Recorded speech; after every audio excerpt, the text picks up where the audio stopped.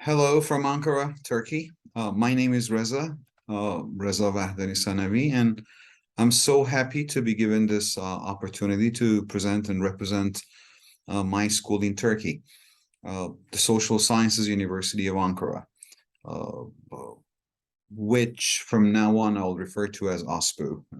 Of course, this is the acronym for the English version of the name of our university, OSPU. I'll tell you very briefly about myself, and then I'll walk you through some of the things, especially about the units that I'm responsible for, Professional Development Unit, and also a little about SAC. Let me tell you about myself first. I got my PhD in English language teaching in 2012 in ELT, and I've been teaching ever since in Iran and Turkey, for about 7 years now. I'm a course director and trainer for Trinity College London Cert TESOL, which is a level 5 Ofquals regulated teaching certificate. And also I'm a certified teacher trainer by British Council and a certified IELTS examiner, working part-time for IDP Australia. I'm fortunate to be working here as both a teacher and offer some courses at the School of Foreign Languages, and also facilitate a number of professional development workshops for our instructors, such as the most recent one, which was one on assessment. In this presentation, as I mentioned earlier, I'll walk you through some of the things that we do to ensure quality education for our students. This is what we will be covering in this presentation. Very briefly, I'll tell you about the Social Sciences of Ankara and the School of Foreign Languages. Then I'll tell you what our learners do here, and I'll talk about some of the units that we have at our school. The Social University of Ankara was founded in 2013, and it's the only social sciences university in Turkey. It is an EMI, English Medium Instruction University. And as a result, all those people that wish to apply at our university will have to have or produce evidence of English or proof of English proficiency, such things as IELTS or TOEFL. If they fail to do so, then they might have our in-house proficiency exam, one of the units that I'll be discussing later, that is the assessment unit, prepares some proficiency exams, and we call them EPE, that is English Proficiency Exam. And if they pass the proficiency exam, then they will go to the departments. If not, they will go to our School of Foreign Languages. So this is our School of Foreign Languages. We have 12 classrooms here with interactive whiteboards, and we have our own in-school library as well. We have different facilities that you might expect in a normal class nowadays in the world, and we try normally to have activities that might be appealing to our students and gear those activities to their learning preferences and styles. Now here we have one of these activities that I've recently done with my students at upper intermediate level, at an upper intermediate level. Maybe I'll have to go back and play the video a little bit. No, one by one, not 3 by 3. One by one, no. One by one, one by.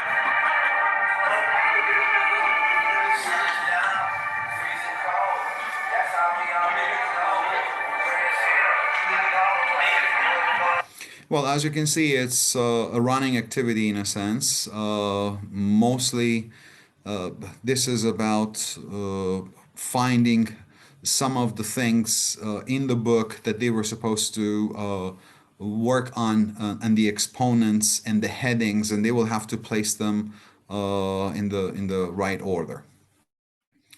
Now, when our learners, as I said, come to our school, if they do not prove that they have the right level of English, then they might have a placement test first.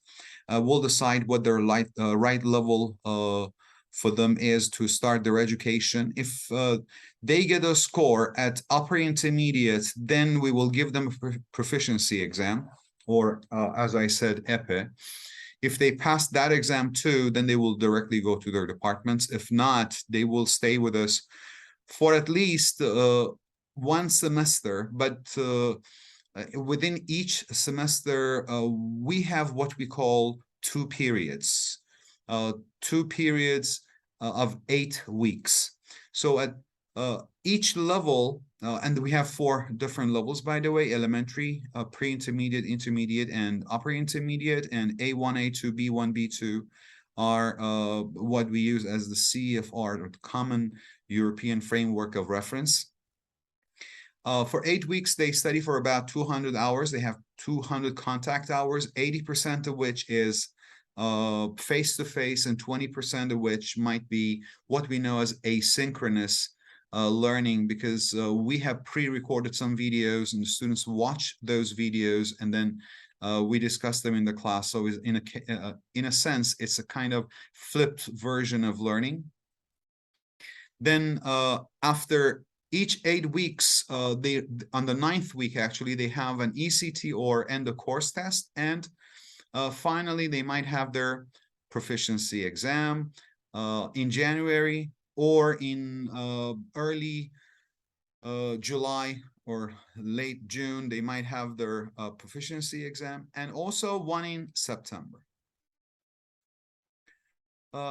There are 4 units in the School of Foreign Languages.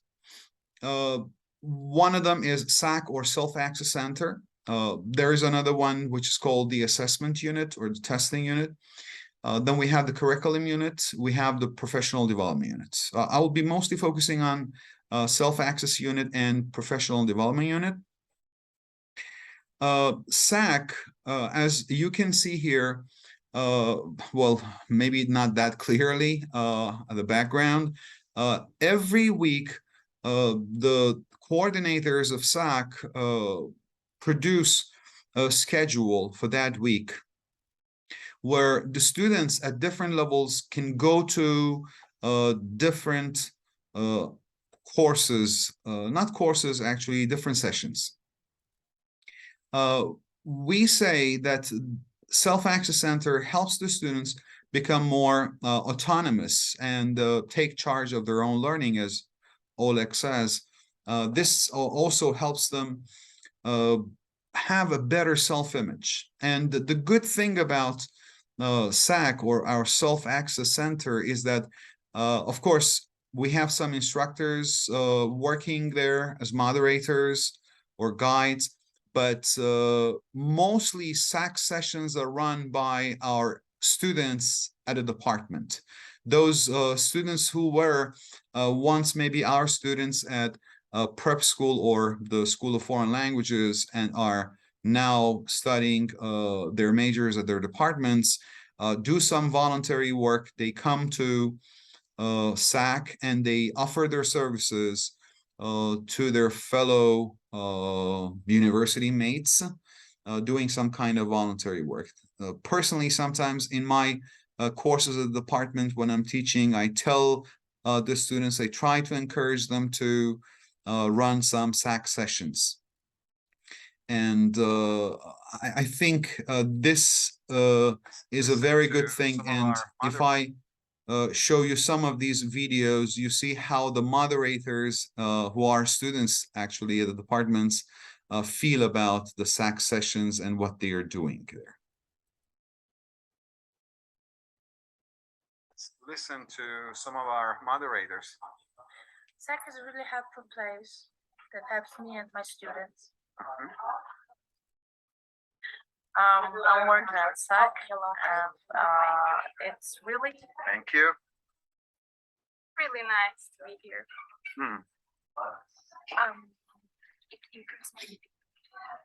Improve your speaking. Yes. Thank you. Let's listen to some of I'm our. working at SAC, and it's really makes me feel happy because I'm helping people here, and I know new people every day, and it's like it really feels good for me. Thank you. Hi, my name is Luis. I'm the self-access coach. I'm working at SAC. Self-access is a place where we open up people. And I also opened up by myself. For example, I could not do any presentations, but now I am able to do presentations in front of 2,000 to 3,000 people. Self-access is not only some place where we learn English. We are talking about our problems and facing our fears. We are opening up people and helping them to gain their self-confidence. Thank you. Yes, as you noticed, our students might have some problems themselves, but still they're offering help to their friends at the prep school or School of Foreign Languages. The testing unit is another unit that is a very important unit actually at our school. They're mostly responsible for preparing tests, obviously. They prepare 2 quizzes within each period, 2 quizzes for every level, elementary, intermediate, pre-intermediate, or upper intermediate, and one end of course test. And then they prepare, in one academic year, they prepare 3 English proficiency exams.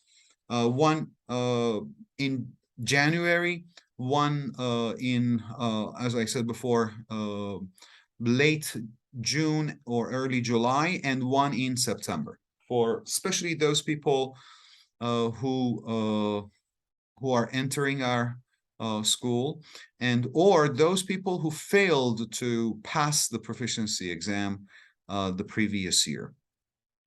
By the way, the university has a rule: if any student does not pass the proficiency exam after the 2nd year, they will have to leave our school. I mean, an English medium instruction university, and they will have to go ahead with their studies in a university, the medium of instruction in which might not be in English, and rather Turkish.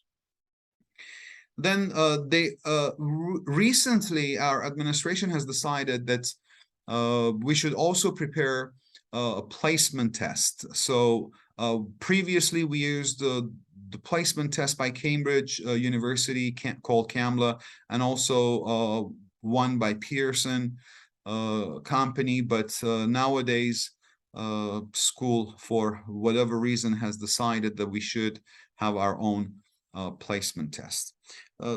Our testing unit has some test specifications, obviously, to make sure that the tests they prepare are somehow equivalent in terms of content as they are preparing them.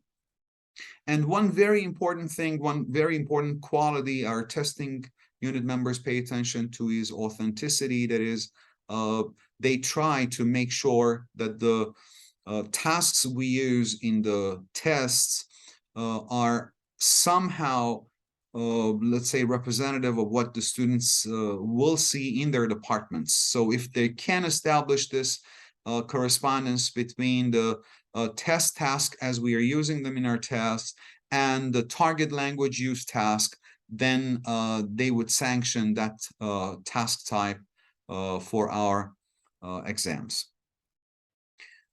Next, we have the curriculum unit. The curriculum unit is responsible mostly for 2 things. One is the teaching flow, and one is the supplementary materials. The teaching flow would be what we as instructors are supposed to be doing within a 1 week and or the period that we are supposed to be teaching, so we are all on the same page.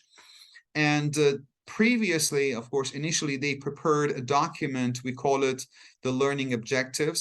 One responsibility of the curriculum development unit is to make sure that if we are planning to start using a new series, they should find a one-to-one correspondence between the learning objectives in the document that we are having and what might be offered in the book that we are supposed to adopt.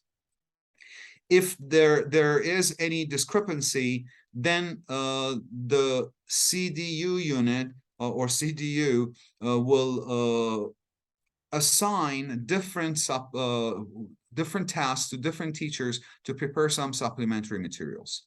Now, in this case, a few years ago, maybe, I was asked to prepare a material on comparative adjectives because the book did not cover all the things we had in our document, learning objectives document. Now, here is a screenshot of what I prepared. At the time, it's a reading passage. I was supposed to prepare something on intensifiers we use with comparatives and superlatives. And also, I was supposed to write about double comparatives. And so I just chose one reading passage from Forbes, I think.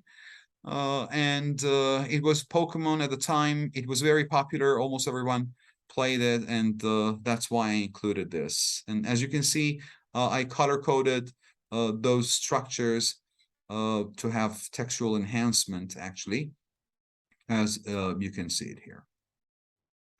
And finally, the professional development unit. Basically, when I started working for the Social Sciences University of Ankara, and I was actually assigned the post, I had the SWOT analysis. I interviewed everyone at our school, all the instructors, to find out what their needs were. Then based on their needs, we came up with two ideas, the idea sharing sessions, as we called it, and SIGs. SIGs was and still is special interest groups. What I noticed was a lot of the teachers complained that there are some generic workshops and everyone has to attend those workshops when maybe the participants knew better than the people who were actually running the workshops. So we decided what they were interested in, formed groups, and had them read some articles of their choice and talk about it in their groups. And these sessions were run weekly. The ideas sharing sessions were the ones where I noticed, or some of the instructors came to me and said, well, we need maybe some kind of training on this topic or that topic. Or during my classroom observations, I decided that maybe our instructors needed some sort of reading on different lesson types, for example. So I would find one article or a book chapter and would have them read that chapter and sit together and share what they learned from what they read. And as you can see here, we had some observations, and these are the things that we covered in each observation. And also we had peer observations. The difference between peer observations and classroom observations was that I did classroom observations myself, and it was global observation. But in peer observations, I would have the instructors who were observing their peers focus on one area, and we prepared our own worksheets so they could be working on this. And we also had professional development workshops where sometimes we ran those workshops and sometimes we invited some colleagues from outside our university. Thank you very much for your patience with me, and I think now it's the time for questions if there are any. Thank you for watching.